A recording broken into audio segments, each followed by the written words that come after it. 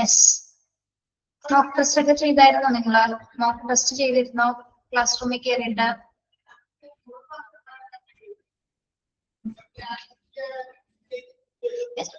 ചെയ്യാൻ പറ്റുന്നുണ്ട് എല്ലാവർക്കും?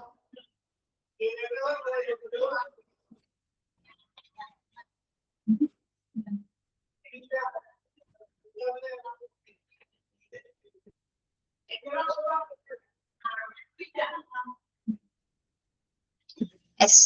നമ്മള് നെക്സ്റ്റ് ചാപ്റ്റർ എടുക്കുന്നത് chapter 7 accident and emergency department ആണ് കേട്ടോ.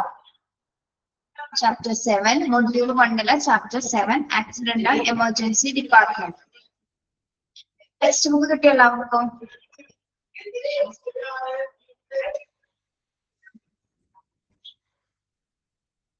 ടെക്സ്റ്റ് ബുക്ക് കിട്ടിയിട്ടില്ല ഇതുവരെ? ഇല്ല. ഓക്കെ. PDF ക്ലിയർ ആയിട്ട് കാണാൻ പറ്റുന്നുണ്ടോ? കിട്ടിയവര് ടെക്സ്റ്റ് ശ്രദ്ധിക്കുക, അല്ലാത്തവർ PDF നോക്കാം കേട്ടോ. വേറെ എന്തെങ്കിലും ശബ്ദം നിങ്ങൾക്ക് പുറത്തുനിന്ന് വരുന്നുണ്ടോ? വേറെ എന്തെങ്കിലും ശബ്ദം പുറത്തുനിന്ന് കേൾക്കുന്നോ എന്നുണ്ടോ?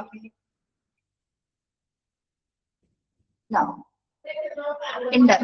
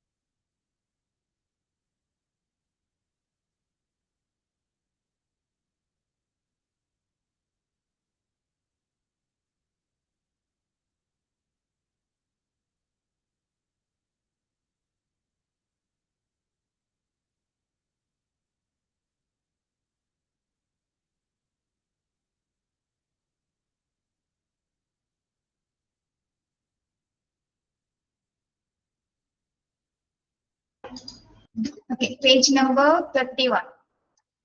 ഇവിടുത്തെ പേജ് നോക്കണ്ട, ഇവിടെ പേജ് നമ്പർ വ്യത്യാസം ഉണ്ടാവും. നിങ്ങൾ ടെക്സ്റ്റ് നോക്കിയാൽ മതി കേട്ടോ. ചാപ്റ്ററിന്റെ നെയിം വെച്ച് നോക്കാം. Okay.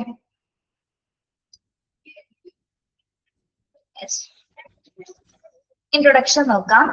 The Accident and Emergency Department assists and treats people with major trauma, serious injuries, and illness, and those in need of emergency treatment. It is open 24 hours a day. In emergency, patient with loss of consciousness, confusion, persistent severe chest or abdominal pain, stroke, breathing difficulties are also treated. Okay. നമുക്കറിയാം emergency department, ഇതിന്റെ expanded form പഠിക്കാം. A&E എന്ന് പറയുന്നത് എന്താണ്? A&E എന്ന് പറയുന്നത് accident and emergency department. എന്ന text ഉള്ളവർ അണ്ടർലൈൻ ചെയ്ത് പോവാട്ടോ. ഓക്കെ. യെസ്. എന്തെല്ലാം കാര്യങ്ങളാണ് നമ്മളൊരു എമർജൻസി ഡിപ്പാർട്ട്മെന്റിൽ കൈകാര്യം ചെയ്യുന്നത്? എന്തെല്ലാം കാര്യങ്ങളാണ്? എങ്ങനെയുള്ള പീപ്പിൾ ആണ്, എങ്ങനെയുള്ള ആൾക്കാരാണ് ഈ ഒരു എമർജൻസി ഡിപ്പാർട്ട്മെന്റിലേക്ക് വരുന്നത്? ഡിഫറെന്റ് കേസുകളാണ് വരുന്നത് അല്ലെ? യെസ്. മേജർ ആയിട്ടും ആക്സിഡൻസ് ആയിരിക്കും അല്ലെ? മേജർ ട്രോമ, സീരിയസ് ആയിട്ടുള്ള എന്തെങ്കിലും ഇഞ്ചുറീസ് ഉണ്ടാവാം, ഇൽനെസ് ഉള്ളവർ വരാം. ഓക്കെ. യെസ്. ഈ വരുന്നവർക്കെല്ലാം തന്നെ നമുക്ക് എന്താണ് എമർജൻസി ട്രീറ്റ്മെന്റ് കൊടുക്കുന്ന കേസുകളാണ് എത്തിച്ചേരുന്നത്. ഓക്കെ. നമുക്കറിയാം എമർജൻസി ഡിപ്പാർട്ട്മെന്റ് ഏകദേശം എത്ര സമയമാണ് അതിന്റെ വർക്കിംഗ് ടൈം എന്ന് പറയുന്നത്? ഒരു കാഷ്വാലിറ്റിയുടെ വർക്കിംഗ് ടൈം സ്ക്രീൻ എല്ലാവർക്കും കാണുന്നില്ലെങ്കിൽ പറയണേ. വൺ സൈഡ് ആണെന്നോ? കാണാലോ എല്ലാവർക്കും? എല്ലാവർക്കും സ്ക്രീൻ ഒരേപോലെ കാണാലോ? നോക്കി കാണാം. യെസ്. എത്ര ടൈമാണ് ഇത് opening? It is open 24 hours a day അല്ലെ? 24 മണിക്കൂർ കൊടുക്കുന്ന ഒരു സേവനമാണ് ആക്സിഡന്റ് എമർജൻസി ഡിപ്പാർട്ട്മെന്റ് ചെയ്യുന്നത് അല്ലെ? ഇൻ എമർജൻസി പേഷ്യൻസ് വിത്ത്, അപ്പൊ എങ്ങനെയുള്ള കേസുകളാണ്, എന്തെല്ലാം എമർജൻസി കേസുകളാണ് വരുന്നതെന്നാണ് എക്സാമ്പിൾസ് ഇവിടെ കൊടുത്തിട്ടുണ്ട്. ഒന്ന് ലോസ് ഓഫ് കോൺഷ്യസ്നെസ്, അതായത് എന്തെങ്കിലും ബോധം നഷ്ടപ്പെട്ട പേഷ്യൻസ് ഉണ്ട്, ആക്സിഡന്റ് സംഭവിച്ച് ബോധം നഷ്ടപ്പെട്ട പേഷ്യൻസ് ഉണ്ടാവാം. കൺഫ്യൂഷൻസ് ഉള്ള പേഷ്യൻസ് വരാം, അതായത് കുഴഞ്ഞു വരുന്ന patients. resistant severe chest or abdominal pain. അതായത് എന്താണ് തുടർച്ചയായിട്ടുള്ള തീവ്രമായിട്ടുള്ള ഉദരസംബന്ധമായിട്ടുള്ള പെയിനൊക്കെ ഉള്ള പേഷ്യൻസുകൾ എത്തിച്ചേരാം. അല്ലെങ്കിൽ സ്ട്രോക്ക് വരുന്ന പേഷ്യൻസ് ഉണ്ടാവാം, ബ്രീതിങ് ഡിഫിക്കൽട്ടീസ് അനുഭവപ്പെടുന്ന പേഷ്യൻസ് ഉണ്ടാവാം. അതിനങ്ങനെ പല കാറ്റഗറീസിലുള്ള കേസസുകളാണ് ഒരു എമർജൻസി ഡിപ്പാർട്ട്മെന്റിലേക്ക് എത്തിച്ചേരുന്നത്. ഇതൊക്കെ തന്നെ എന്താണ് നമ്മൾ ഏറ്റവും എമർജൻസി ആയിട്ടുള്ള സർവീസസ് ആണ് പ്രൊവൈഡ് ചെയ്യുന്നത്. Okay, yes. അപ്പോൾ ARD ഡിപ്പാർട്ട്മെന്റ് എന്ന് പറയുന്നത് ഏതാണ്? ആക്സിഡന്റ് ആൻഡ് എമർജൻസി ഡിപ്പാർട്ട്മെന്റ് ആണ്. ഡിഫറെന്റ് ടൈപ്സ് ഓഫ് സീരിയസ് ആയിട്ടുള്ള കേസുകളാണ് നമ്മൾ കൈകാര്യം ചെയ്യുന്നത്. 24 മണിക്കൂർ നമുക്ക് സേവനമാണ് ഇവര് പ്രൊവൈഡ് ചെയ്യുന്നത്. പല എമർജൻസി കേസുകളും ഏറ്റവും സ്കിൽഫുൾ ആയിട്ട് തന്നെയാണ് ഇവിടെ കൈകാര്യം ചെയ്യുന്നത്. ഏതൊക്കെ കേസുകളാണ്? Loss of consciousness, confusion, resistant severe chest or abdominal pain, അല്ലെങ്കിൽ stroke, breathing difficulties are also treated. Okay, clear ആണോ introduction?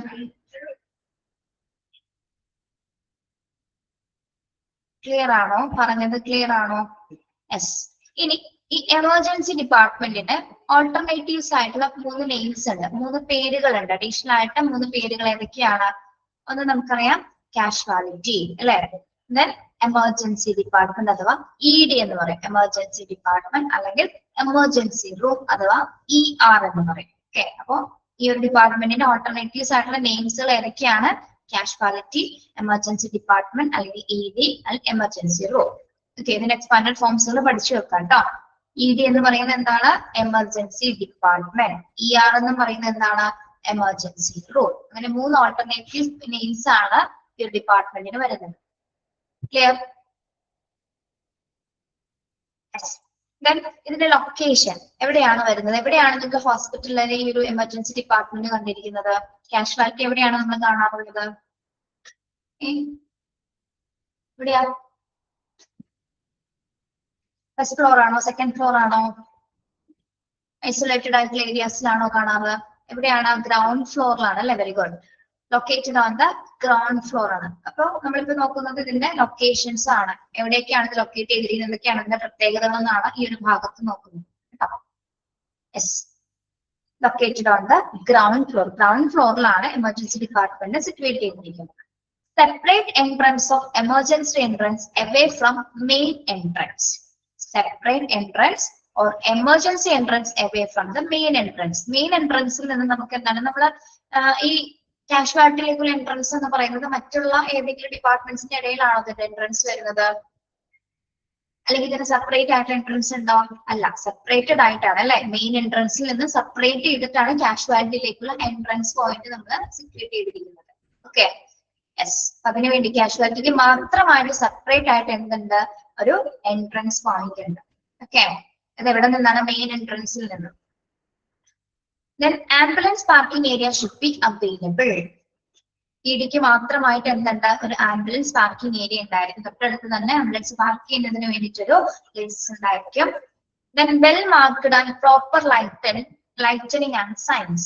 Well marked and proper lightening and signs. നമുക്ക് എവിടെ നിന്ന് നോക്കിക്കഴിഞ്ഞാൽ എന്താണ് ഈ ആക്സിഡന്റ് എമർജൻസി ഡിപ്പാർട്ട്മെന്റ് കാണാൻ പറ്റാറുണ്ട്. എന്തുകൊണ്ടാണ് അത് പെട്ടെന്ന് കാണാൻ പറ്റുന്നത്? നമുക്ക് എന്തുകൊണ്ടാണ് കാണാൻ പറ്റുന്നത്? പറയൂ. സൈൻസ് ഉണ്ടാവും അല്ലെ. വെൽ മാർക്ക്ഡ് ആയിരിക്കും. അതായത് 24/7 അല്ലെങ്കിൽ കാഷ്വാലിറ്റി ഡിപ്പാർട്ട്മെന്റ്സിൽ നമുക്ക് ഏറ്റവും നല്ല രീതിയിൽ വിസിബിൾ ആവുന്ന രീതിയിൽ അത് എഴുതിയിരിക്കുന്നത്. മാത്രമല്ല പ്രോപ്പർ ലൈറ്റനിങ് സംവിധാനങ്ങൾ ഉപയോഗിച്ച് സൈൻസ് ഒക്കെ വെച്ചിട്ടായിരിക്കുള്ളൂ ഇത് ലേബിൾ ചെയ്തിരിക്കുന്നത്. നമുക്ക് എവിടെ നിന്ന് നോക്കിക്കഴിഞ്ഞാൽ എന്താണ് കാണാൻ പറ്റുന്ന രീതിയിലായിരിക്കും ഇതിന്റെ മാർക്കിങ്സ് വരുന്നത്.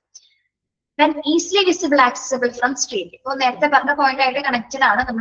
നമുക്ക് സ്ട്രീറ്റ്സിൽ നിന്ന് നോക്കിക്കഴിഞ്ഞാൽ പോലെ എന്താണ് നമുക്ക് ഈസിലി വിസിബിൾ ആവുന്ന തരത്തിലായിരിക്കുള്ളൂ അതിന്റെ ലൈറ്റിംഗ് സംവിധാനങ്ങൾ കൊണ്ട് ആ ലെറ്റേഴ്സുകൾ എഴുതിയിരിക്കുന്നത്. ഓക്കെ, കണ്ടിട്ടില്ലേ നിങ്ങള് ഈ ഒരു കാഷ്വാലിറ്റിയിൽ എഴുതിയിരിക്കുന്ന ബോർഡ് കണ്ടിട്ടുണ്ടോ? കാഷ്വാലിറ്റി അല്ലെങ്കിൽ എമർജൻസി ഡിപ്പാർട്ട്മെന്റിനായിരിക്കും രേഖപ്പെടുത്തിയിരിക്കുന്നതൊക്കെ ഏറ്റവും വിസിബിൾ ആവുന്ന രീതിയിൽ കളർ കോഡ്സ് മിക്കവാറും റെഡ് കളേഴ്സിലാണ് എഴുതാറ് അല്ലെ. റെഡ് കളറിലായിരിക്കും അത് അതിന്റെ ലെറ്റേഴ്സ് വരുന്നത്. Okay, then close to medical record department, elevators, radiology laboratory, reduced operation cost and critical time. ഇനി ഈ ഒരു ഡിപ്പാർട്ട്മെന്റ് ഏതൊക്കെ ഡിപ്പാർട്ട്മെന്റിന്റെ തൊട്ടടുത്തായിരിക്കും സിറ്റുവേറ്റ് ചെയ്തിരിക്കുന്നതെന്നാണ് നമ്മൾ പഠിക്കുന്നത് കേട്ടോ. പ്രധാനമായിട്ടും ഏതൊക്കെ ഡിപ്പാർട്ട്മെന്റിനായിട്ട് ക്ലോസ് ചെയ്തിരിക്കും? ഒന്ന് നിർബന്ധമായിട്ട് ലിഫ്റ്റിംഗ് സൗകര്യം എപ്പോഴും ലിഫ്റ്റിംഗ് എലവേറ്റേഴ്സിന് തൊട്ടടുത്ത് തന്നെയായിരിക്കും എമർജൻസി ഡിപ്പാർട്ട്മെന്റ് വരുന്നത്. അതോടൊപ്പം തന്നെ എന്താണ് അടുത്ത ഡിപ്പാർട്ട്മെന്റ് എന്ന് പറയുന്നത് എന്താണ് റേഡിയോളജി ഡിപ്പാർട്ട്മെന്റിന്റെ തൊട്ടടുത്തായിരിക്കും. ഏതെങ്കിലും ഒരു പേഷ്യൻസിന് ഇപ്പൊ എമർജൻസി ആയിട്ടോ ഒടിവോ ചതവോ ഫ്രാക്ചേഴ്സ് ഒക്കെ വന്നു കഴിഞ്ഞാൽ എന്താണ് റേഡിയോളജി ഡിപ്പാർട്ട്മെന്റ് സ്കാനിങ്ങോ അല്ലെങ്കിൽ ഇമാജിനറി സർവീസസിൽ ഈസി ആയിട്ട് ആക്സസ് ചെയ്യുന്നതിന് വേണ്ടിയിട്ടാണ് റേഡിയോളജി ഡിപ്പാർട്ട്മെന്റ് തൊട്ടടുത്ത് തന്നെ എന്ത് വന്നിരിക്കുന്നത് എമർജൻസി ഡിപ്പാർട്ട്മെന്റ് സിറ്റുവേറ്റ് ചെയ്തിരിക്കുന്നത്. ഇനി അതേപോലെ തന്നെ ലബോറട്ടറി ഡിപ്പാർട്ട്മെന്റ് ഇതിനു വേണ്ടിയിട്ടാണ് ലബോറട്ടറി ഡിപ്പാർട്ട്മെന്റുമായിട്ട് തൊട്ടടുത്ത് വരുന്നത്.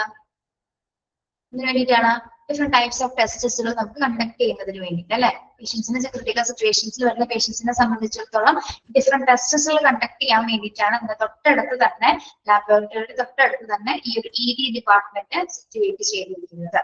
Okay, yes.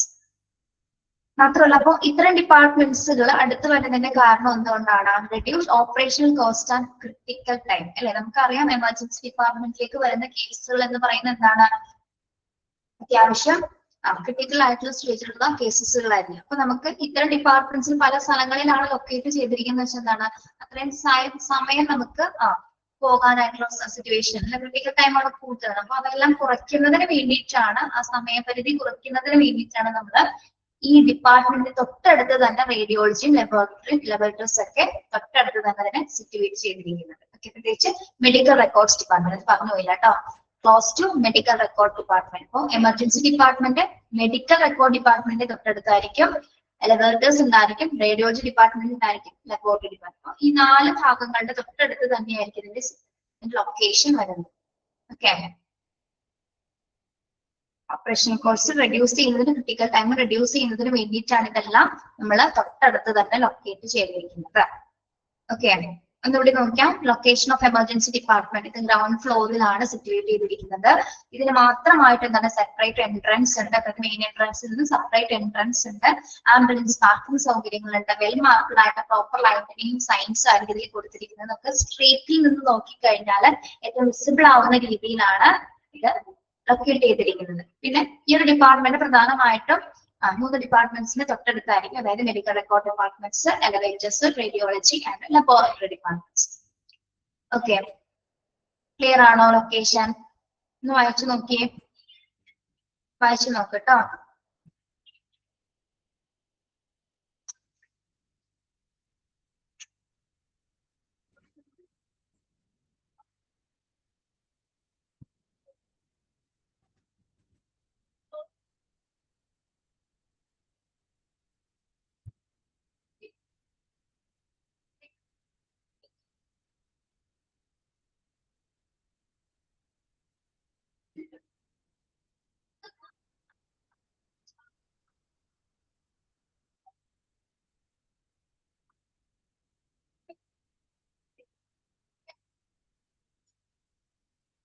ഓക്കെ ആണോ?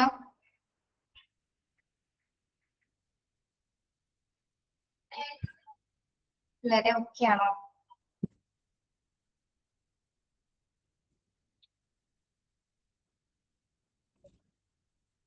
ശരി,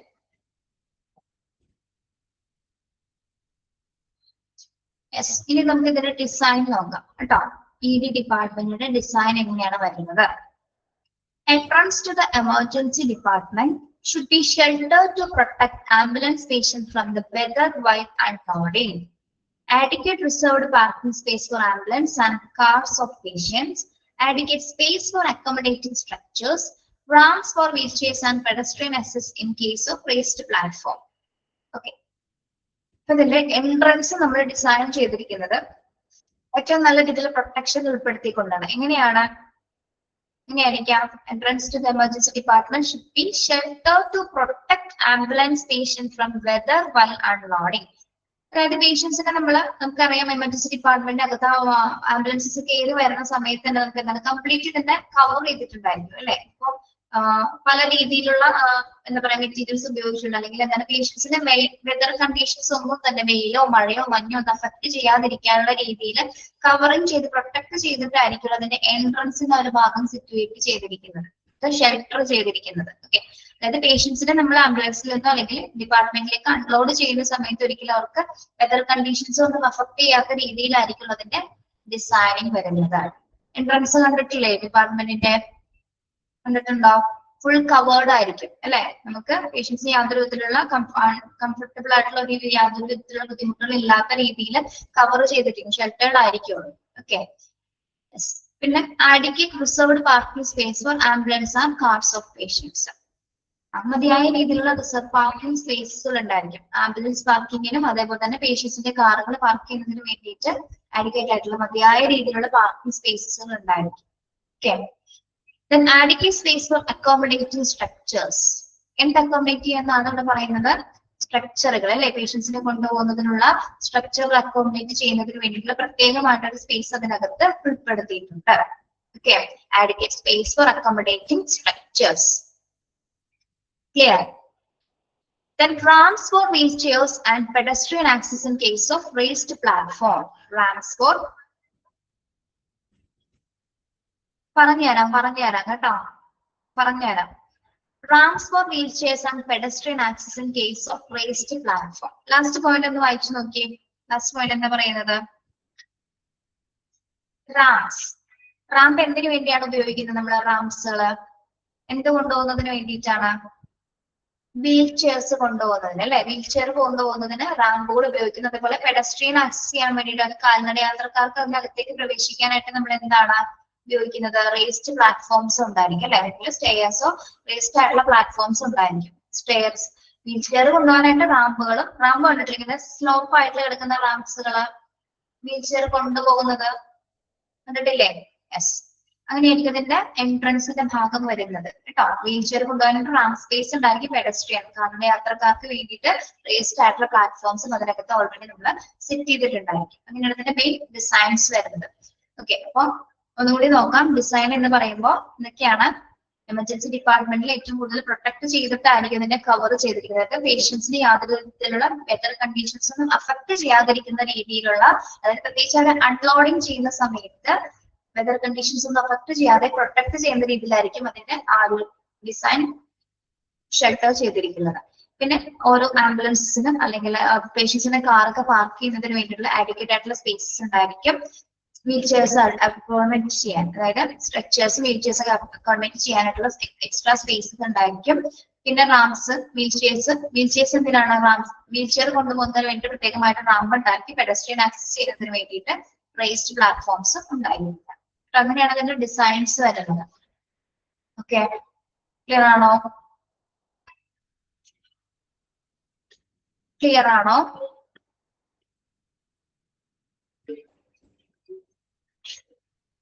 ഓക്കെ, യെസ്. ഇപ്പൊ നമ്മൾ എന്തൊക്കെ പഠിച്ചു? ഇൻട്രൊഡക്ഷൻ നോക്കി, എമർജൻസി ഡിപ്പാർട്ട്മെന്റ് ലൊക്കേഷൻ നോക്കി, ഡിസൈനിങ് നോക്കി. ഇത്ര എടുത്ത ഭാഗത്തില് ഇതിൽ നിന്ന് എങ്ങനെയാ ക്വസ്റ്റ്യൻ വരുന്നതെന്നോ? നിങ്ങൾ അതുവരെ ക്വസ്റ്റ്യൻ മോക്ക് ടെസ്റ്റ് ആരും കണ്ടിട്ടില്ലേ? തസ്ലിമ, മോക്ക് ടെസ്റ്റ് കണ്ടില്ലേ? ഇവിടുത്തെ ഒബ്ജക്റ്റീവ് ടൈപ്സ് ക്വസ്റ്റ്യൻസ് ആണ് ഇതിൽ വരുന്നത്. എല്ലാ മോക്ക് ടെസ്റ്റും ഒബ്ജക്റ്റീവ് ടൈപ്പ് ആണ് കേട്ടോ. അത് ക്വസ്റ്റ്യൻ ഉണ്ടായിരിക്കും, അതിന് 4 ഓപ്ഷൻസ് ഉണ്ടായിരിക്കും. ഏതാണോ കറക്റ്റ് നിങ്ങൾ ക്ലിക്ക് ചെയ്യാം. അങ്ങനെ തന്നെയാണ് എക്സാമിന് ക്വസ്റ്റ്യൻ വരുന്നത് കേട്ടോ. കാണാത്തവരുണ്ടെങ്കിൽ നിങ്ങൾ ഗൂഗിൾ ക്ലാസ് റൂമിൽ കയറി ഫസ്റ്റ് മോക്ക് ടെസ്റ്റ് അറ്റൻഡ് ചെയ്ത് കഴിഞ്ഞാൽ മനസ്സിലാവും എങ്ങനെയാണ് കേട്ടോ. യെസ്, ഇതിൽ നിന്നിപ്പോ ഒരു ക്വസ്റ്റ്യൻ വരാൻ എന്താണ്? ED stand for dash. ED stand for എന്താണ്? ED സ്റ്റാൻഡ് ഫോർ ആൻസർ പറയാമോ? EDയുടെ എക്സ്പാൻഡഡ് ഫോം പറഞ്ഞേ. Emergency department. ഓക്കെ, ഇനി എമർജൻസി ഡിപ്പാർട്ട്മെന്റ് എത്ര ടൈമാണ് ഇതിന്റെ സർവീസസ് പ്രൊവൈഡ് ചെയ്യുന്നത്? എത്ര ടൈമാണ് അത് ഓപ്പണിംഗ് ചെയ്തിരിക്കുന്നത്? 24 hours a day. Then A&D stand for, A&D stand for എന്താണ്? Accident and emergency department. Okay, emergency ഡിപ്പാർട്ട്മെന്റിന്റെ ഓൾട്ടർനേറ്റീവ്സ് ആയിട്ടുള്ള നെയിംസ് ഏതൊക്കെയാണ്, പേരുകൾ ഏതൊക്കെയാണെന്ന് ചോദിക്കാം. ഏതൊക്കെയാണ്? Casualty, emergency department, emergency room.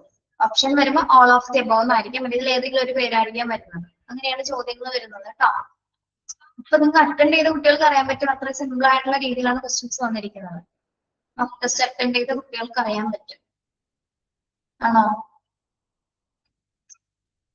തുടക്കം മാത്രമല്ല അതിലും പാടുണ്ടാവുള്ളൂ, പിന്നെ ശരിയായിക്കോളും കേട്ടോ. ഓക്കെ,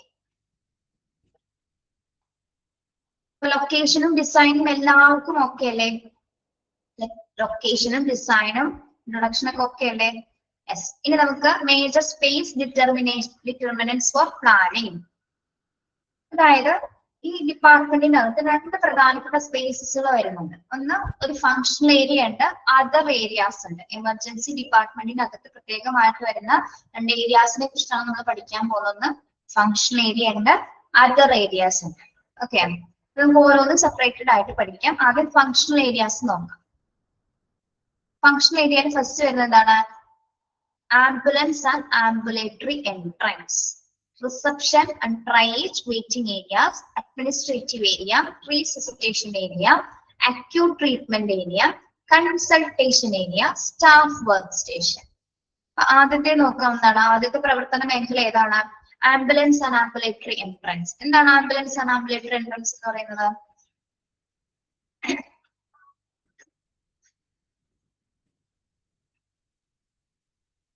ആംബുലൻസിന് കടന്നു വരാനുള്ള എൻട്രൻസ് ആണോ? കടന്നു വരുന്നതിനുള്ള എൻട്രൻസ് ആണോ? അതൊന്ന് വായിച്ചു നോക്കണേ. ഇപ്പൊ വരാൻ ടീച്ചർ കേട്ടോ. ഒന്ന് വായിച്ചു നോക്കിയേ, നിങ്ങൾ എല്ലാ പേരുകളും ഒന്ന് വായിച്ചു നോക്കിയേ.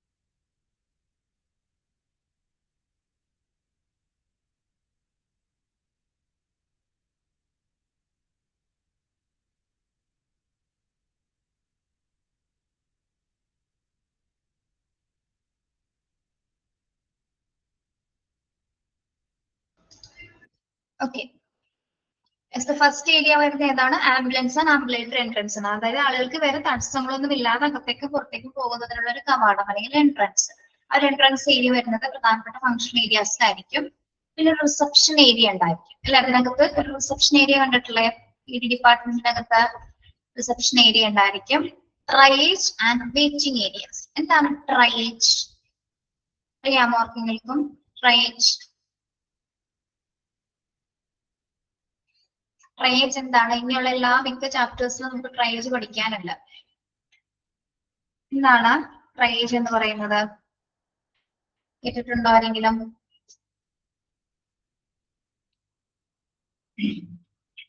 നമ്മൾ ഏറ്റവും ക്രിട്ടിക്കൽ ആയിട്ടുള്ള രോഗി, ഗുരുതരാവസ്ഥയിലുള്ള രോഗിക്ക് ആദ്യം ചികിത്സ നൽകുന്ന ഒരു പ്രോസസ് ആണെന്ത്?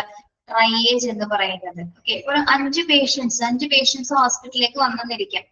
5 പേഷ്യൻസിന്റെ കണ്ടീഷൻസ് 5 തരത്തിലാണ്. അതിൽ ഏറ്റവും ക്രിട്ടിക്കൽ കണ്ടീഷനുള്ള പേഷ്യൻസിനാണോ, അല്ലെങ്കിൽ അധികം കണ്ടീഷൻ കുറവുള്ള അല്ലെങ്കിൽ നോർമൽ ആയിട്ടൊരു പേഷ്യൻസിനാണോ നമ്മൾ ആദ്യം ചികിത്സ കൊടുക്കുന്നത്? ഏതിനായിരിക്കും ചികിത്സ കൊടുക്കുന്നത്? ആർക്കായിരിക്കും നമ്മൾ ചികിത്സ കൊടുക്കുന്നത്? ക്രിട്ടിക്കൽ കേസസിനാണോ അല്ലെങ്കിൽ നോർമൽ കേസസിനായിരിക്കോ?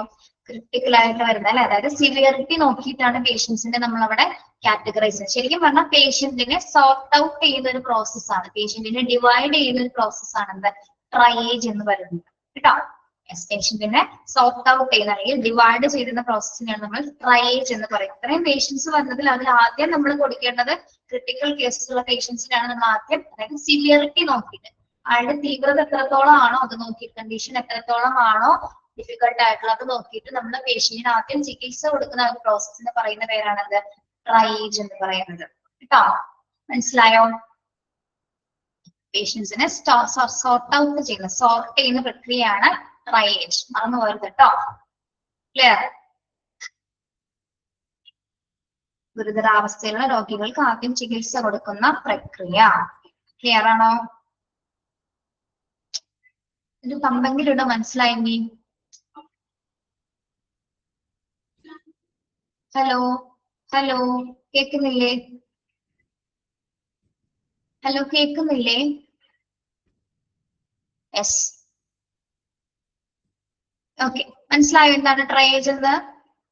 ഓക്കെ, ട്രയേജ് മനസ്സിലായോ? ക്ലിയർ ആണോ? ഇനി മുഴുവൻ അത് പഠിക്കാനുണ്ട് കേട്ടോ, അത് ആദ്യം അറിഞ്ഞിരിക്കണം, അതുകൊണ്ടാ പറഞ്ഞത്. Then ഒരു വെയിറ്റിംഗ് ഏരിയാസ് ഉണ്ടായിരിക്കും അല്ലെ, പേഷ്യൻസിന്റെ ബൈസ്റ്റാൻഡേഴ്സിന് പാരന്റ്സിന്റെ ഫാമിലിക്ക് വേണ്ടിയിട്ട് ഒരു വെയിറ്റിംഗ് ഏരിയാസ് ഉണ്ടായിരിക്കും. ഒരു അഡ്മിനിസ്ട്രേറ്റീവ് ഏരിയാസ് ഉണ്ടാവും അല്ലെ, അഡ്മിനിസ്ട്രേറ്റീവ് അതായത് ഓഫീസ് എമർജൻസി ഡിപ്പാർട്ട്മെന്റുമായി ബന്ധപ്പെട്ട് വരുന്ന ഓഫീസ് വർക്ക്സുകളൊക്കെ കൈകാര്യം ചെയ്യുന്ന ഒരു അഡ്മിനിസ്ട്രേറ്റീവ് ഏരിയ ഉണ്ടായിരിക്കും. റീസസിറ്റേഷൻ ഏരിയ ഉണ്ടാവും. എന്താണ് റീസസിറ്റേഷൻ ഏരിയ? റീസസിറ്റേഷൻ പുനരുജ്ജീവനം എന്ന് പറയും നമ്മൾ അല്ലെ, പുനരുത്തേജന മേഖല എന്നൊക്കെ പറയും. എന്താണ് അതിന്റെ പ്രത്യേകത? റീസസിറ്റേഷൻ ഏരിയ എന്ന് പറയുന്നത് ഒരു ഹൈ ഇന്റൻസിറ്റി സ്പെഷ്യലൈസ്ഡ് ആയിട്ടുള്ള യൂണിറ്റ് ആണ് റീസസിറ്റേഷൻ ഏരിയ എന്ന് പറയുന്നത് അല്ലെ. ഈ ഒരു ഡിപ്പാർട്ട്മെന്റിൽ ഏറ്റവും സ്പെഷ്യലൈസ്ഡ് ആയിട്ടുള്ള ഹൈ ഇന്റൻസിറ്റി യൂണിറ്റ്സ് ആണ്. അതായത് ഇമ്മീഡിയറ്റ് ആയിട്ടുള്ള ലൈഫ് സേവിംഗ് മെഷേഴ്സുകൾ സ്വീകരിക്കുന്നതിന് വേണ്ടിയിട്ടുള്ള പ്രധാനപ്പെട്ട ഏരിയ ആണ് CPR റിലേറ്റഡ് അല്ലെ. റീസസിറ്റേഷൻ എന്ന് പറയുമ്പോൾ എന്താണ്, നമ്മൾ ഏറ്റവും ഇമ്മീഡിയറ്റ് ആയിട്ട് ലൈഫ് സേവിംഗ് കൊടുക്കുന്ന എല്ലാ മെഷേഴ്സും കൊടുക്കുന്ന ഇടമാണ് റീസസിറ്റേഷൻ ഏരിയ എന്ന് പറയുന്നത് അല്ലെ. പ്രത്യേകിച്ച് ക്രിട്ടിക്കൽ അല്ലെങ്കിൽ ഇഞ്ചേർഡ് ആയിട്ടുള്ള പീപ്പിൾസിന് നമ്മൾ ഇമ്മീഡിയറ്റ് ആയിട്ടുള്ള ലൈഫ് കെയർ കൊടുത്തുകൊണ്ട് അവരുടെ ജീവൻ രക്ഷിക്കുന്ന പ്രധാനപ്പെട്ട മേഖലയാണത് റീസസിറ്റേഷൻ ഏരിയ. ഓക്കെ, അതായത് CPR പോലുള്ള കാർഡിയോ പൾമണറി റീസസിറ്റേഷൻ പോലുള്ള പ്രൊസീജിയേഴ്സ്, പ്രത്യേകിച്ച് ബ്രീതിങ് ഡിഫിക്കൽട്ടീസ് ഒക്കെ ഉണ്ടാവുന്ന പേഷ്യൻസിന് നമ്മൾ CPR കൊടുത്തിട്ടാണ് അവരെ റീസ്റ്റാർട്ട് ചെയ്യുന്നത്. അതേപോലെ തന്നെ എന്താണ്, അവരെ ശ്വസന ശരിയായ നിലയിൽ കൊണ്ടുവരുന്നതിന് വേണ്ടി എല്ലാ പ്രൊസീജിയേഴ്സും ചെയ്യുന്നത് നമ്മൾ ഈ റീസസിറ്റേഷൻ ഏരിയയിലാണ് കേട്ടോ. യെസ്, അപ്പൊ എമർജൻസി ഡിപ്പാർട്ട്മെന്റിലെ സ്പെഷ്യലൈസ്ഡ് ആയിട്ടുള്ള ഹൈലി ഇന്റൻസിറ്റി യൂണിറ്റ് ആണ് എന്ത് റീസസിറ്റേഷൻ ഏരിയ എന്ന് പറയുന്നത്. എന്തിനു വേണ്ടിയിട്ടാണ് ഡിസൈൻ ചെയ്തിരിക്കുന്നത്? എന്തിനു വേണ്ടിയാണ് ഡിസൈൻ ചെയ്തിരിക്കുന്നത്? ഇമ്മീഡിയറ്റ് ആയിട്ടുള്ള ലൈഫ് സേവിംഗ് മെഷേഴ്സ് കൊടുക്കുന്നതിന് വേണ്ടിയിട്ട്, പേഷ്യൻസിന്റെ ലൈഫ് സേവ് ചെയ്യുന്നതിന് വേണ്ടിയിട്ടാണ് നമ്മൾ ഈ ഒരു ഏരിയാസ് നമ്മൾ സെപ്പറേറ്റ് ചെയ്തിരിക്കുന്നത്. ഓക്കെ, ക്ലിയർ ആണോ? മലയാളത്തിൽ ഇതിനെ നമ്മൾ പുനരുത്തേജന മേഖല എന്ന് പറയും.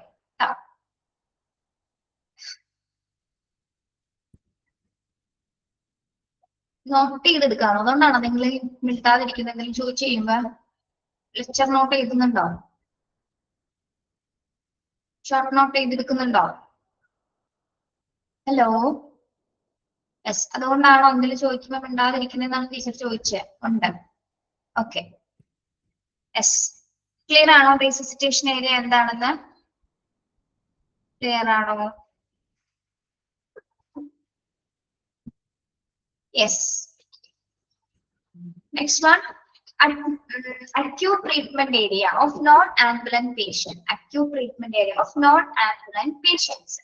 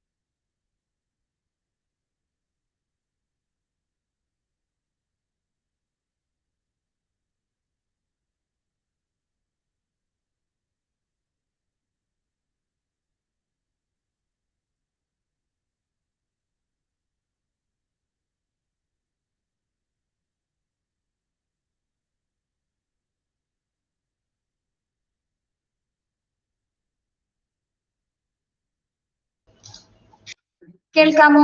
Hello, okay. നെക്സ്റ്റ് ഏരിയ വരുന്നത് ഏതാണെന്ന് നോക്കിയേ.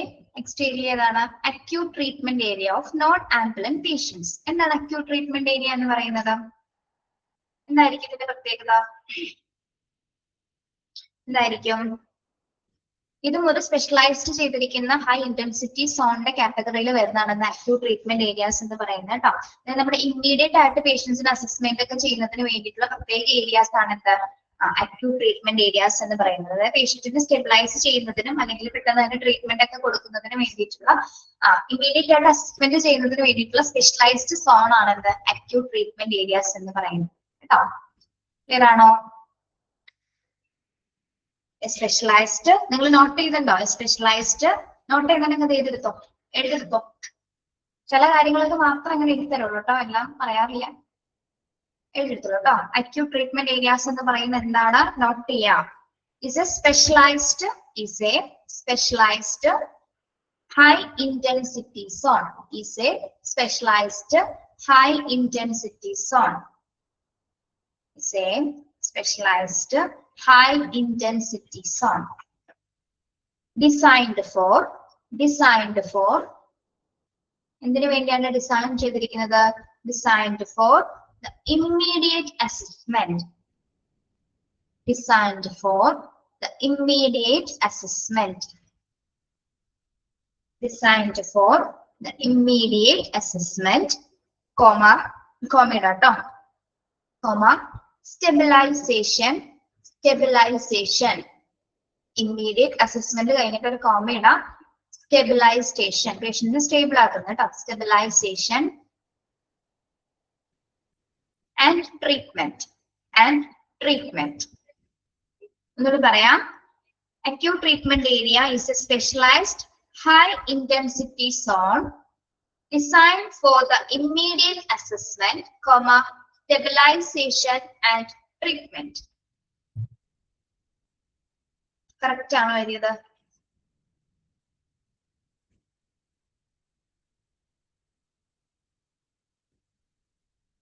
എല്ലാവരും എഴുതിയെടുത്തോ? ഓക്കെ. പ്രത്യേകിച്ച് ഷോർട്ട് ടൈം കെയർ സ്റ്റെബിലൈസേഷൻ ആണ് പേഷ്യൻസ് നമ്മൾ ഇമ്മീഡിയറ്റ് ആയിട്ട് ഈ ഒരു ഏരിയാസിൽ കൊടുക്കുന്നത്. എമർജൻസി കണ്ടീഷൻസിൽ വരുന്ന പേഷ്യൻസിന്റെ ഒരു ഷോർട്ട് ടൈം കെയർ ആണ് നമ്മൾ ഷോർട്ട് ടൈം സ്റ്റെബിലൈസേഷൻ കെയർ ആണ് ഇവിടെ കൊടുക്കുന്നത്. ഓക്കെ. ഇനി അടുത്ത ഏരിയ ഏതാണ്? ഒന്നുകൂടി പറയണോ? Is A specialised high intensity zone designed for the immediate assessment, stabilization and treatment. Okay. ആരെങ്കിലും എഴുതിയ ആളുടെയൊക്കെ ഒന്ന് ടൈപ്പ് ചെയ്തിടാവോ? അതിൽ എഴുതി കഴിഞ്ഞിട്ടുണ്ടെങ്കിൽ അതൊന്ന് കമന്റ് ചെയ്തിടാവോ? ഓക്കെ. നെക്സ്റ്റ് വരുന്നത് എന്താണ്? Consultation area. എന്താണത്? കൺസൾട്ടേഷൻ ഏരിയ ഇതിന് വേണ്ടിയിട്ടുള്ള ഏരിയ ആണ്. പേഷ്യൻസിനെ കൺസൾട്ട് ചെയ്യുന്നത് അല്ലെ? ഏറ്റവും സ്കിൽഡ് ആയിട്ടുള്ള ഡോക്ടേഴ്സിന്റെ ഒരു ടീം ആയിരിക്കും എന്തിലുണ്ടായിരിക്കുക? കൺസൾട്ടേഷൻ ഏരിയാസിൽ ഉണ്ടായിരിക്കുന്നത് അല്ലെ? നമുക്കറിയാം എമർജൻസി മെഡിസിൻസിൽ MD കഴിഞ്ഞവരായിരിക്കും ഇതിനകത്ത് ഉണ്ടായിരിക്കില്ല അല്ലെ? ഡോക്ടേഴ്സിന്റെ പ്ലേസ് ആണ് കൺസൾട്ടേഷൻ ഏരിയ എന്ന് പറയുന്നത്. ഏറ്റവും സ്കിൽഫുൾ ആയിട്ടുള്ള എമർജൻസി മെഡിസിൻ MD ഒക്കെ കഴിഞ്ഞിട്ടുള്ള ക്വാളിഫിക്കേഷൻസ് ഉള്ളവരെ വ്യക്തികളായിരിക്കും ഇതിനകത്ത് പ്രവർത്തിക്കുന്നത് കേട്ടോ. പിന്നെ ഒരു സ്റ്റാഫ് വർക്ക് സ്റ്റേഷൻസ് ഉണ്ടായിരിക്കും. സ്റ്റാഫുകൾക്ക് വേണ്ടി മാത്രമുള്ള വർക്കിംഗ് സ്റ്റേഷൻസും ഇതിനകത്ത് ഏതിനകത്താണ് വരുന്നത്? ഫങ്ഷണൽ ഏരിയാസിലാണ് വരുന്നത് അല്ലെ? അപ്പൊ നമുക്ക് ഒന്നുകൂടി നോക്കാം. എമർജൻസി ഡിപ്പാർട്ട്മെന്റിലെ ഫങ്ഷണൽ ഏരിയാസിലെ പ്രധാന പ്രവർത്തന മേഖലകളിൽ വരുന്ന ഏരിയകൾ ഏതൊക്കെയാണ്? ഒന്ന്, ഒരു ആംബുലൻസ് എൻട്രൻസ് ഉണ്ടായിരിക്കും, റിസപ്ഷൻ ഉണ്ടാവും, ട്രയേജ് വെയിറ്റിംഗ് ഏരിയാസ് ഉണ്ടായിരിക്കും, അഡ്മിനിസ്ട്രേറ്റീവ് ഏരിയ ഉണ്ടാവും, റീസസിറ്റേഷൻ ഏരിയ ഉണ്ടാവും, അക്യൂട്ട് ട്രീറ്റ്മെന്റ് കെയർ ഉണ്ടാവും, consultation area and staff work stations. Okay, clear ആണോ ഫങ്ഷണൽ ഏരിയാസ് എല്ലാവർക്കും?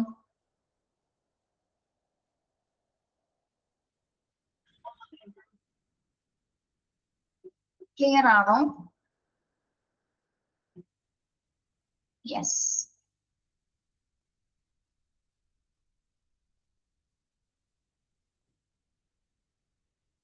ഓക്കെ, ഫങ്ഷണൽ ഏരിയാസിൽ വരുന്ന ഏരിയകളുടെ പേരുകൾ പഠിക്കണം കേട്ടോ. പേരുകൾ പഠിക്കാം. ശരി, നെക്സ്റ്റ് നമുക്ക് അതർ ഏരിയാസ് നോക്കിയാലോ. അതർ ഏരിയാസ് മറ്റുള്ള ഏരിയാസ് ഏതൊക്കെയാണ്? ഒന്ന്, procedure room, plaster room, pharmacy, isolation room, decontamination area, storage, clean and utility room, linen room, mobile എക്യുപ്മെന്റ്സിലെ bays like trolley, wheelchair etcetera, mobile x-ray equipment bay, cleaners room. പുറം നോക്കാം. Other ഏരിയാസിൽ first വരുന്നത് എന്താണ്? Procedure room ആണ്. എന്താണ് procedure room എന്ന് പറയുന്നത്? Procedure room minor ആയിട്ടുള്ള എന്തെങ്കിലും പ്രൊസീജിയേഴ്സ് ഒക്കെ കണ്ടക്ട് ചെയ്യുന്നതിന് വേണ്ടിയിട്ട് പ്രത്യേകമായിട്ടൊരു ഏരിയ ഉണ്ടായിരിക്കും അല്ലെ. പ്രത്യേകിച്ച് എന്തൊക്കെ സംഭവിച്ച പേഷ്യൻസിനായിരിക്കും? ചെറിയ മൈനർ സർജറീസ് മാത്രം ചെയ്യുന്നതിന് വേണ്ടി ഒരു പ്രത്യേക പ്രൊസീജിയർ റൂം അതിനകത്ത് ഉണ്ടായിരിക്കും കേട്ടോ. ചില ആക്സിഡൻസ് കേസുമായി ബന്ധപ്പെട്ട് ചില ചെറിയ ചെറിയ സർജറീസ് അങ്ങനെയുള്ള കേസുകളൊക്കെ ചെയ്യുന്നതിന് വേണ്ടിയിട്ടുള്ള ട്രീറ്റ്മെന്റ് ഒക്കെ നടത്തുന്നതിന് വേണ്ടിയിട്ടുള്ള ഒരു പ്രൊസീജിയർ റൂം ഉണ്ടായിരിക്കും. ഒരു പ്ലാസ്റ്റർ റൂം ഉണ്ടായിരിക്കും. പ്ലാസ്റ്റർ റൂം എന്തിനു വേണ്ടിയിട്ടാണ്? പ്ലാസ്റ്റർ റൂം ഏതെങ്കിലും പേഷ്യൻസിന് പ്ലാസ്റ്റർ റൂം എന്തിനാണ്? സർജറിക്കാണോ പ്ലാസ്റ്റർ റൂം? എന്തിനു വേണ്ടിയിട്ടാണ് പ്ലാസ്റ്റർ റൂം? ഏതെങ്കിലും പേഷ്യൻസിന് പ്ലാസ്റ്ററിങ് ചെയ്യുന്ന അല്ലെ, അല്ലെങ്കിൽ ഒടിവോ ചതവോ ഒക്കെ അല്ലെങ്കിൽ എല്ല് പൊട്ടലൊക്കെ സംഭവിച്ചിട്ടുണ്ടെങ്കിൽ അതിനൊക്കെ ബാൻഡേജിങ് ചെയ്യാനോ അല്ലെങ്കിൽ പ്ലാസ്റ്റർ ഇടുന്നതിന് വേണ്ടിയിട്ട് പ്രത്യേക ഏരിയ ഉണ്ടായിരിക്കും. ഓക്കെ, കാലൊടിഞ്ഞാൽ. പിന്നെ pharmacy and drug preparation room ഉണ്ടായിരിക്കും അല്ലെ. എമർജൻസി ഡിപ്പാർട്ട്മെന്റ് മാത്രമായിട്ടൊരു pharmacy and drug preparation area ഉണ്ടായിരിക്കും. ഓക്കെ, ദെൻ ക്ലാസ് റൂം നമുക്ക് ഫ്രാക്ചേഴ്സ് ഒക്കെ സംഭവിക്കുന്ന സമയത്താണ് എന്താ അതിന്റെ പ്രൊസീജിയർ കണ്ടക്ട് ചെയ്യാനാണ് ക്ലാസ് റൂംസ് ഉപയോഗിക്കുന്നത്. പിന്നെ ഫാർമസി ഡ്രഗ് പ്രിപ്പറേഷൻ ഉണ്ടായിരിക്കും. ഐസൊലേഷൻ റൂംസ് ഉണ്ടായിരിക്കും. ഐസൊലേഷൻ റൂംസ് എന്തിനാണ്? ഐസൊലേഷൻ റൂംസ് എമർജൻസി ഡിപ്പാർട്ട്മെന്റില് ഐസൊലേഷൻ റൂംസ് ഇതിനു വേണ്ടിയിട്ടാണ്. ഏതൊക്കെ സാഹചര്യങ്ങളിലായിരുന്നു നമുക്ക് ഐസൊലേഷൻ റൂംസ് എപ്പോഴും ആവശ്യമായിട്ട് വന്നിരുന്നത്? ഏത് സാഹചര്യത്തിലായിരുന്നു? Yes, very good. കോവിഡ് അല്ലെ, കൊറോണയുടെ കാലഘട്ടത്തിൽ നമുക്ക് ഐസൊലേറ്റഡ് റൂംസ് ആവശ്യമായിരുന്നു അല്ലെ. ഇപ്പൊ പ്രത്യേകമായിട്ട് എന്തെങ്കിലും ഇൻഫെക്റ്റഡ് ആയിട്ടുള്ള പേഷ്യൻസ് ഒക്കെ ഉണ്ടെങ്കിൽ അവരെയൊക്കെ ഒന്ന് സെപ്പറേറ്റഡ് ചെയ്യുന്നതിന് വേണ്ടി, അവർ ഐസൊലേറ്റ് ചെയ്യുന്നതിന് വേണ്ടിയിട്ട് പ്രത്യേകമായിട്ടുള്ള കുറച്ച് റൂംസ് കോവിഡ് നിപ്പയുടെ കാലഘട്ടത്തിൽ ഉണ്ടായിരുന്നു. അതിന് വേണ്ടിയിട്ടാണ് ഇത്തരത്തിലുള്ള റൂംസുകൾ നമ്മൾ കാറ്റഗറൈസ് ചെയ്ത് മാറ്റിയിരിക്കുന്നത് കേട്ടോ. ഐസൊലേറ്റഡ് റൂംസ് അതർ ഏരിയാസിൽ എമർജൻസി ഡിപ്പാർട്ട്മെന്റിൽ ഉൾപ്പെടുന്നതാണ് കേട്ടോ. ഇൻഫെക്ഷൻസ് ഒന്നും തന്നെ ഇൻഫെക്റ്റഡ് ആയിട്ടുള്ള പേഷ്യൻസിനെ നമ്മൾ മറ്റു നോർമൽ പേഷ്യൻസിന്റെ കൂടെ അല്ല ഇടുന്നത് അല്ലെ. അവർക്ക് വേണ്ടി സെപ്പറേറ്റഡ് ആയിട്ടുള്ള ഒരു ഏരിയാസ് ഉണ്ടായിരിക്കുന്നതാണ് ഐസൊലേറ്റഡ് റൂംസ് എന്ന് പറയുന്നത്. Decontamination areas. ഡീകണ്ടാമിനേഷൻ ഏരിയ എന്താണ്? ഡീകണ്ടാമിനേഷൻ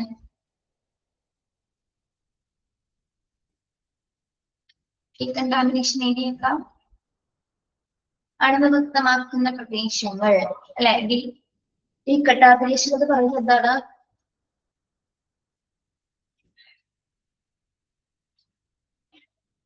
വാക്കുകളുടെ മീനിങ്സ് അറിയാനിട്ടാണ് ഉണ്ടായിരിക്കുന്നത്. Yes, very good. Removal of harmful substance അല്ലെ. അതായത് നമുക്ക് എന്താണ് ഹോസ്പിറ്റലിലെ മറ്റു ഭാഗങ്ങളിലേക്ക് മറ്റു ഇൻഫെക്ഷൻസ് ഒന്നും പകരാതിരിക്കാൻ വേണ്ടി രോഗികളിലൊക്കെ ചില അണുബാധകളുള്ള പേഷ്യൻസ് ഉണ്ടാവും അല്ലെ.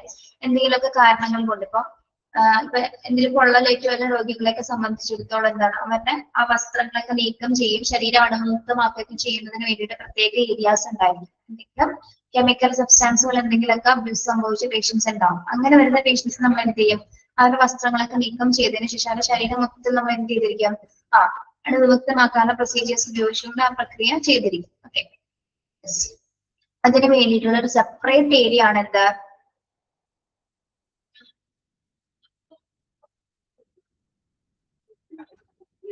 വെക്കാം. നിങ്ങളുടെ ടെക്സ്റ്റല്ലേ, നിങ്ങൾക്ക് എങ്ങനെ വേണമെങ്കിലും ഉപയോഗിക്കാം കേട്ടോ. ഒരു പ്രശ്നമില്ല. നിങ്ങൾക്ക് മനസ്സിലാവുന്ന രീതിയിൽ നിങ്ങളുടേതായ ഭാഷയിൽ ഇംഗ്ലീഷിലോ മലയാളത്തിലോ എന്താണെങ്കിലും എഴുതാം കേട്ടോ. ഒരു പ്രശ്നമില്ല. ഒരു സ്റ്റോറേജ് റൂം ഉണ്ടായിരിക്കും. സ്റ്റോറേജ് റൂം എന്തിനാണ്? എമർജൻസി ഡിപ്പാർട്ട്മെന്റിനകത്തുള്ള സപ്ലൈസുകളൊക്കെ സ്റ്റോർ ചെയ്ത് വെക്കുന്നതിന് വേണ്ടിയിട്ട് പ്രത്യേകമായിട്ടുള്ള ഒരു സ്റ്റോറേജ് റൂം ഉണ്ടായിരിക്കും ആ ഡിപ്പാർട്ട്മെന്റിന് വേണ്ടി മാത്രമായി. ഓക്കെ, പിന്നെ clean and dirty utility rooms. Clean and dirty utility rooms ഇതിനു വേണ്ടിയിട്ടാണ് clean and dirty utility rooms. ഇതിനു വേണ്ടിയിട്ടാണ് ക്ലീൻ ആൻഡ് ഡർട്ടി യൂട്ടിലിറ്റി റൂംസുകള്. പറയാ, അതൊക്കെ അറിയാലോ നിങ്ങൾക്ക്. പറഞ്ഞു തന്ന് എന്തിനു വേണ്ടി ക്ലീൻ ആൻഡ് ഡർട്ടി യൂട്ടിലിറ്റി റൂംസുകൾ നമ്മള് എന്ത് തരംതിരിക്കാനാണ്? തരംതിരിക്കാനോ എന്തെന്നാണ്?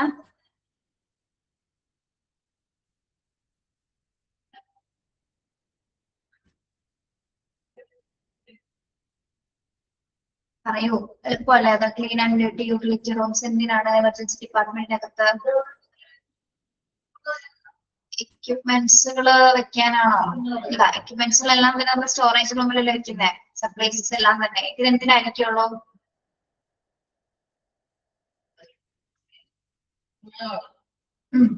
നമ്മൾ ഉപയോഗിച്ച പഞ്ഞി, സിറഞ്ച്, ബാൻഡേജസ് മുതലായ സാധനങ്ങളൊക്കെ നമ്മൾ ക്ലീൻ ചെയ്യുന്നതിന് വേണ്ടി അല്ലെ, സിറഞ്ച് അല്ലെങ്കിൽ പഞ്ഞി ഉപയോഗിച്ച് കഴിഞ്ഞ ബാൻഡേജസ് ഒക്കെ നമ്മൾ തരംതിരിച്ച് മാറ്റുന്നതിന് വേണ്ടി, ക്ലീൻ ചെയ്യുന്നതിന് വേണ്ടി ഉപയോഗിക്കുന്ന പ്ലേസ് ആണത് clean and dirty utility rooms എന്ന് പറയുന്നത്. പ്രത്യേകിച്ച് പേഷ്യൻസിന്റെ ഡ്രസ്സോ അല്ലെങ്കിൽ അതേപോലെ തന്നെ എന്താണ് സിറഞ്ച് ഉപയോഗിച്ച പഞ്ഞികളൊക്കെ ഇല്ലേ, കോട്ടൺസ് ഒക്കെ, അതൊക്കെ നീക്കം ചെയ്യുന്ന ഏരിയ. പിന്നെ ഒരു ലിനൻ റൂം ഉണ്ടായിരുന്നു. ലിനൻ റൂം എന്ന് പറയുമ്പോൾ എന്താണ്? പേഷ്യൻസിന്റെ തുണിത്തരങ്ങൾ കൈകാര്യം ചെയ്യുന്ന പ്രധാനപ്പെട്ട ഏരിയാസ്. ലിനൻ റൂംസ് എന്ന് പറയുമ്പോൾ എന്തെല്ലാം ഉൾപ്പെടണം? പേഷ്യൻസിന്റെ ക്ലോത്ത് ഐറ്റംസ് എന്ന് പറയുമ്പോൾ എന്തെല്ലാം വരാം അതില്? പേഷ്യൻസിന്റെ ക്ലോത്ത് ഐറ്റംസ് എന്ന് പറയുമ്പോൾ എന്തെല്ലാം വരാം? ബെഡ്ഷീറ്റ്സ്, ബെഡ് കവേഴ്സ്, പേഷ്യൻസിന്റെ ഗൗൺസ് അല്ലെ, ടവൽസ്, ക്യാപ്പ് മുതലായ സാധനങ്ങളൊക്കെയാണ് ലിനൻ റൂംസിൽ വരുന്നത്. ഓക്കെ, അതെല്ലാം സൂക്ഷിക്കുന്നതിന് പ്രത്യേകമായ ഒരു പ്ലേസ് ആണത് ലിനൻ റൂംസ് എന്ന് പറയുന്നത് കേട്ടോ. OT ഡ്രസ് അല്ല ഇവിടെ വരുന്നത്. ഇവിടെ എമർജൻസി ഡിപ്പാർട്ട്മെന്റിൽ ഉപയോഗിക്കുന്ന ഡ്രസ്സസ് ആണ് അല്ലെ, ED ഉപയോഗിക്കുന്ന ക്ലോത്തിങ് ഐറ്റംസ് ആണ് ലിനൻ റൂമിൽ വരുന്നത്. ഓക്കെ, OTക്ക് മാത്രമായി, ഓപ്പറേഷൻ തിയേറ്റേഴ്സിന് അതിനു വേണ്ടി മാത്രമായിട്ടുള്ള ഒരു ലിനൻ റൂം ഉണ്ടായിരിക്കും കേട്ടോ. Then mobile equipment base like a trolley, wheelchair, etc. ഇനി മൊബൈൽ എക്യുപ്മെന്റ്സ് ബേസിസ്, എന്താണ് മൊബൈൽ എക്യുപ്മെന്റ് ബേസിസ് എന്ന് പറയുന്നത്? മൊബൈൽ എക്യുപ്മെന്റ് ബേസിസുകള് മൂവബിൾ ആയിട്ടുള്ള അല്ലെ, അതായത് നമ്മുടെ ട്രോളി, വീൽ ചെയർസ് ഒക്കെ സൂക്ഷിക്കുന്നതിന് വേണ്ടിയിട്ടുള്ള പ്രത്യേക ഏരിയാസ് ഉണ്ടായിരിക്കും. Okay, mobile x-ray equipment bay ഉണ്ടാവും. Mobile x-ray equipment bay, mobile x-ray equipment bay എന്താണ്? അത് പോർട്ടബിൾ ഇമാജിനറി യൂണിറ്റ്സുകളാണ്. നമുക്ക് പോർട്ടബിൾ ആയിട്ട് ഉപയോഗിക്കുന്ന ഇമാജിനറി യൂണിറ്റ്സുകളാണ്.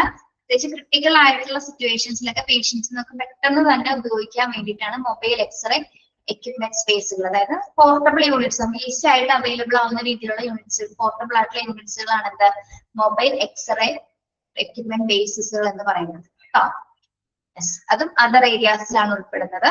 പിന്നെ ഒരു ക്ലീനേഴ്സ് റൂം ഉണ്ടായിരിക്കും അല്ലെ, ക്ലീനിങ് പർപ്പസസുമായി ബന്ധപ്പെട്ട ഒരു ക്ലീനേഴ്സ് റൂം ഉണ്ടായിരിക്കും. അതായത് ക്ലീനിങ്ങിന്റെ സൊല്യൂഷൻസ്, ഡിറ്റർജൻസ്, ബക്കറ്റ്സ്, ബ്രഷസ് മുതലായിട്ടുള്ള ക്ലീനിങ് ഐറ്റംസ് ഉൾപ്പെടുന്നതിന് വേണ്ടി മാത്രമുള്ള ഒരു ക്ലീനേഴ്സ് റൂംസും അതിനകത്ത് ഉണ്ടായിരിക്കും.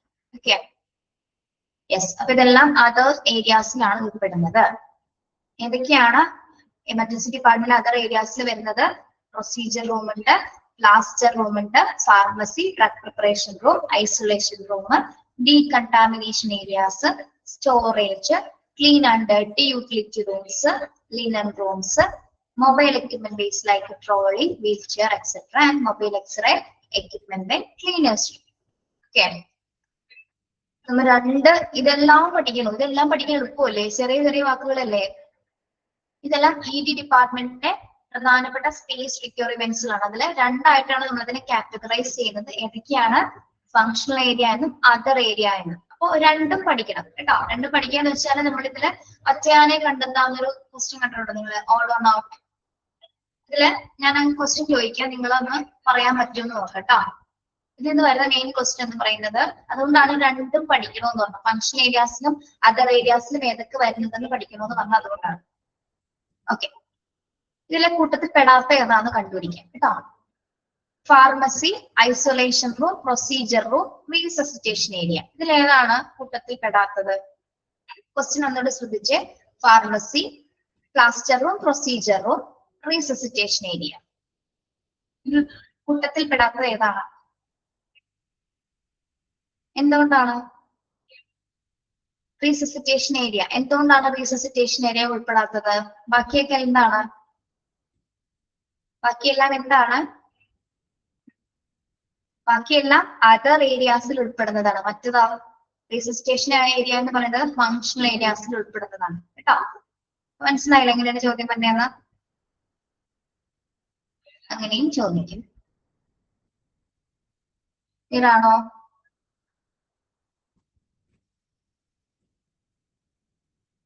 Yes, clear.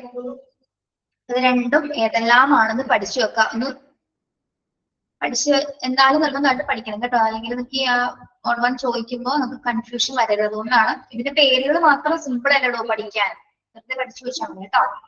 വൈകാട്ട് ചെയ്ത് പഠിക്കാം. ഓക്കെ, എടുത്തത് ഒരുപാടായോ കുട്ടിപ്പോയെന്ന് തോന്നുന്നുണ്ടോ? ബോറടിച്ചോ ക്ലാസ്? ഓക്കെ, ബോറടിച്ചു. ഇല്ല. യെസ്. ഇനി ഞാൻ ഇമ്പോർട്ടന്റ് ആയിട്ട് പഠിക്കേണ്ട ഭാഗങ്ങൾ ഒന്നുകൂടി പറഞ്ഞുതരാം. ടെക്സ്റ്റ് നന്നായിട്ട് പഠിക്കണം. മോക്ക് ടെസ്റ്റിനോടൊപ്പം തന്നെ ടെക്സ്റ്റ് നന്നായിട്ട് വായിക്കണം. അതുകൊണ്ടാണ് പറയുന്നത് കേട്ടോ. അതില് ഈ എക്സ്പാൻഡഡ് ഫോംസ് പഠിക്കണം. എ ആൻഡ് ബി എന്താന്ന് പഠിക്കണം. 3 ഓൾട്ടർനേറ്റീവ് നെയിംസ് പഠിക്കണം. പിന്നെ അതിന്റെ ലൊക്കേഷൻ, മെയിൻ എപ്പോഴും ചോദിക്കുന്നത് ഇതിന്റെ ലൊക്കേഷൻ എവിടെയാണ് വരുന്നത് എന്നാണ് ചോദിക്കാറ് അല്ലെ. എപ്പോഴും എന്താണ് ആൻസർ വരുന്നത്, എന്താണ് ഗ്രൗണ്ട് ഫ്ലോർ എന്നാണ് അല്ലെ. ഇത് ചോദിക്കാറുണ്ട്. ഡിസൈൻ ചോദിക്കുന്നത് അധികം അങ്ങനെ എക്സാമിന് വന്നിട്ടില്ല ഇതുവരെ കേട്ടോ. എന്നിരുന്നാൽ പോലും ഒരു 4 പോയിന്റ്സിൽ അത് പഠിക്കാം കേട്ടോ. യെസ്. പിന്നെ മേജർ സ്പേസ് ഡിറ്റർമിൻസ് ആണ് നിങ്ങള്. ഓക്കെ ലെഫ്റ്റ് ആയിക്കോളൂ കേട്ടോ. Okay Jitha, thank you. പിന്നെ ഫങ്ഷണൽ ഏരിയാസും പഠിക്കും കേട്ടോ. ഫങ്ഷണൽ ഏരിയാസും അതർ ഏരിയാസും ഏതെങ്കിലും ഇമ്പോർട്ടന്റ് ആണ് എല്ലാവരും. ചെറിയ ചാപ്റ്റർ ആണ്. പെട്ടെന്ന് നിങ്ങൾക്ക് അത്ര ബുദ്ധിമുട്ട് തോന്നിയെന്ന് പഠിച്ചിട്ട്? മനസ്സിലാവുന്ന കാര്യങ്ങളൊക്കെ തന്നെ അതിലുള്ളൂ അല്ലേ? ഇനി നമുക്ക് പേഷ്യന്റ് ഫ്ലോയും കൂടി ഒന്ന് നോക്കിയാലോ. Patient flow. ക്ലാസ് ബോറടിക്കുമ്പോ എപ്പോഴാന്ന് വെച്ചാൽ ബോറടിക്കുന്നു പറയാം കേട്ടോ, തുറന്നു പറയാം. അപ്പൊ സ്റ്റോപ്പ് ചെയ്യും ക്ലാസ്, പിന്നെ എടുക്കില്ല. പിന്നെ എടുക്കില്ലെന്ന് വെച്ചാൽ നിങ്ങൾ റിഫ്രഷ് ചെയ്തിട്ട് എടുക്കുള്ളൂ. ഒന്നാമത് നമ്മുടെ ഈ ഒരു ടൈം എന്ന് പറയുന്നത് നമുക്ക് ഉറക്കമൊക്കെ വരും അല്ലെ. നിങ്ങൾക്ക് ക്ലാസ് എടുത്തുകൊണ്ടിരിക്കും ഉറക്കം വന്നിട്ടുണ്ടായില്ലേ? എല്ലാവർക്കും ഉറക്കം വന്നില്ലേ? വന്നില്ല. യെസ്, എല്ലാവർക്കും വരും. എന്തിനാണെന്നാണോ പറയുന്നത്? ഉറക്കം വരും. നമ്മുടെ ഫുഡൊക്കെ ഡൈജസ്റ്റ് ആയി നമുക്ക് ഉറക്കം തനിയെ വരുന്നൊരു സമയമാണ് അല്ലെ. രാവിലെ എന്ന് വെച്ചാൽ കുറച്ചുകൂടി നമ്മൾ കുറച്ചും കൂടി റിഫ്രഷ് ആയിട്ട് ഇരിക്കുകയായിരിക്കും. പക്ഷെ ഈ സമയത്ത് നമുക്ക് ഉറക്കം വരും. സ്വാഭാവികമായിട്ട് പഠിപ്പിക്കുന്ന എനിക്ക് നിങ്ങൾക്ക് ഉറക്കം വരും. പക്ഷെ നമുക്ക് എന്താ വേണ്ടത്? നമുക്ക് എന്തായാലും കോഴ്സ് കംപ്ലീറ്റ് ചെയ്യാനുള്ളതാണ്, പഠിക്കണം അല്ലെ. അപ്പൊ അത് വെച്ചിട്ട് എന്താണ് ശ്രദ്ധിച്ചിരിക്കുക, മാക്സിമം നോക്കുക. ബോർ എപ്പോ അടിക്കുന്നു അപ്പൊ പറയാം ടീച്ചറെ ക്ലാസ് ബോർ അടിക്കുന്നുണ്ട്, സ്റ്റോപ്പ് ചെയ്യാൻ പറയാം. അപ്പൊ നിർത്തും കേട്ടോ. നിങ്ങൾ വില്ലിങ് ആവാതെ ഞാൻ പഠിപ്പിച്ചിട്ട് കാര്യമുണ്ടോ? നിങ്ങൾ വില്ലിങ് അല്ല, നിങ്ങൾക്ക് പഠിക്കാൻ താല്പര്യം ഇല്ലാണ്ടിരിക്കുമ്പോൾ അങ്ങനെ പഠിച്ചിട്ട് കാര്യമില്ല. നിങ്ങൾ എല്ലാവരും ഓക്കെ ആയിട്ടിരിക്കുമ്പോൾ പഠിപ്പിക്കുന്നതായിരിക്കും കുറച്ച് കാര്യം. ഇത് നമ്മള് മാത്രമല്ല, നമ്മുടെ കുട്ടികളെ എങ്ങനെയാണ് പഠിക്കേണ്ടത് കേട്ടോ. അവരെപ്പോഴാണ് വില്ലിങ് ആയിരിക്കുന്നത്, റെഡി ആയിരിക്കുന്ന സമയത്ത് കുട്ടികളെ പഠിപ്പിക്കുക. അല്ലാതെ നമ്മൾ നിർബന്ധിച്ച് ഫോഴ്സ് ചെയ്ത് പഠിപ്പിക്കുമ്പോൾ അവർ പഠിക്കില്ല കേട്ടോ. Please stop. ലിജിന, എന്റെ മുഖത്ത് അടിച്ച പോലെ പറഞ്ഞത്. എന്ത് സ്റ്റോപ്പ് ചെയ്യാനാണ്? ഈ പറഞ്ഞുകൊണ്ടിരിക്കുന്ന സ്റ്റോപ്പ് ചെയ്യാനാണോ പറഞ്ഞത്? ഹലോ, ക്ലാസ് സ്റ്റോപ്പ് ചെയ്യാനാണോ പറഞ്ഞത്? ലിജിന,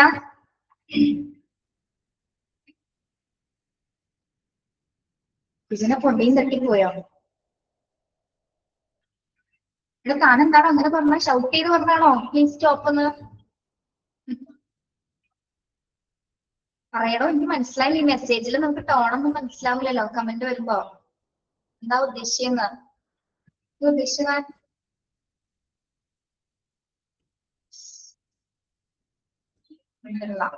നിങ്ങൾ കുറച്ചും കൂടി ഒന്ന് ആക്ടിവേറ്റ്. സോറി, നെറ്റ് ഇഷ്യൂ ഉണ്ട്, അതാണ്. ഓക്കെ, കുറച്ചുകൂടി ആക്റ്റീവായിട്ട് ക്ലാസ്സിൽ പാർട്ടിസിപ്പേറ്റ് ചെയ്യണം കേട്ടോ. എന്തെങ്കിലും ചോദിക്കുമ്പോഴേക്ക് എന്തെങ്കിലുമൊക്കെ ഒന്ന് പറയാം. ഇത് തമ്പിടാം. നിങ്ങൾക്ക് എന്തെങ്കിലും പറയാണ്ടെങ്കിൽ അത് കമന്റ് ചെയ്യാം. അല്ലെങ്കിൽ സമയം തരുന്ന സമയത്ത് രാവിലെ ആണെങ്കിലും ചോദിക്കാം കേട്ടോ. യെസ്, പിന്നെ മതിയായി നമുക്ക് നിർത്താം. ബോറടിക്കുന്നുണ്ടെങ്കിൽ നമുക്ക് നിർത്താം കേട്ടോ. ഇത്ര എടുത്ത ഭാഗങ്ങൾ നോട്ട് ചെയ്ത് വെച്ചിട്ടുള്ളവർ പഠിക്കാം, ടെക്സ്റ്റ് ഉള്ളവർ ടെക്സ്റ്റിൽ നോക്കിയത് പഠിക്കാം കേട്ടോ. ഓക്കെ, വേറെ എന്തെങ്കിലും ചോദിക്കാനുണ്ടോ? എനിത്തിങ് നത്തിങ് ഇല്ല. ഇത്രയും ദിവസം ക്ലാസ്സുകൾ പോയിട്ട് എന്തൊക്കെയുണ്ട്? സീമാണ്, ഓൾട്ടർനേറ്റീവ് നെയിംസ് ആണ്. എമർജൻസി ഡിപ്പാർട്ട്മെന്റ് ഓൾട്ടർനേറ്റീവ് ആയിട്ടുള്ള നെയിംസ് ആണത് മൂന്നും കേട്ടോ. ഓക്കെ, പഠിക്കണം കേട്ടോ. അതെ,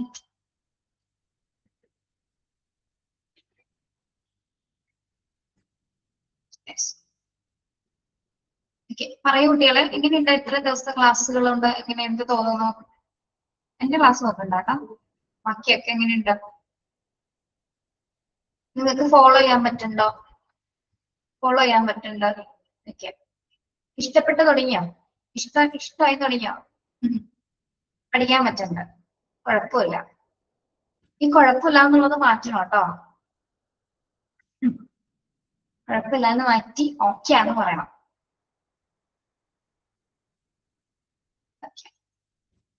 നല്ല ലെഫ്റ്റ് ആയിക്കോളൂ കേട്ടോ. അടുത്ത ക്ലാസ്സിൽ കാണാം നമുക്ക്. ഇതുവരെ സിമ്പിൾ ആയിരുന്നു. ഇനിയും സിമ്പിൾ ആണ് കേട്ടോ. ഒരു കുഴപ്പമില്ല. ടെക്സ്റ്റ് ബുക്ക് കിട്ടുന്നവരെ നിങ്ങൾക്ക് എന്തെങ്കിലും ബുദ്ധിമുട്ടുണ്ടാവുള്ളൂ. ടെക്സ്റ്റ് ബുക്ക് കഴിഞ്ഞാൽ കുഴപ്പമില്ല. അപ്പൊ കിട്ടണില്ലെങ്കിൽ നിങ്ങൾ ഇവിടെ കോൺടാക്ട് ചെയ്യാട്ടോ ഓഫീസില്. അപ്പൊ അത് പറഞ്ഞു തരാം എങ്ങനെയാണെന്ന്. ഓക്കെ, അന്ന് ലെഫ്റ്റ് ആയിക്കോളൂ കേട്ടോ. നെക്സ്റ്റ് ക്ലാസ്സിൽ കാണാം. Thank you so much.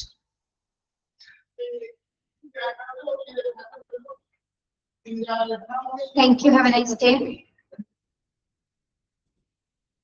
Okay. Sharing.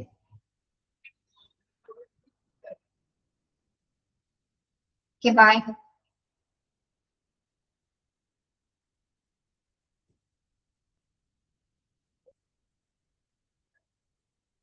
ഞാൻ നിർത്തിയതിൽ വേറെ കാര്യമുണ്ട്. ഞാൻ നോക്കുമ്പോൾ കുറച്ച് കുട്ടികൾ ലെഫ്റ്റ് ആയി തുടങ്ങി. പിന്നീട് എടുത്തിട്ട് എന്തിനാ, അതുകൊണ്ടാണ് പിന്നെ അടുത്ത ടോപ്പിക് എടുക്കാറ് കേട്ടോ. Okay, by.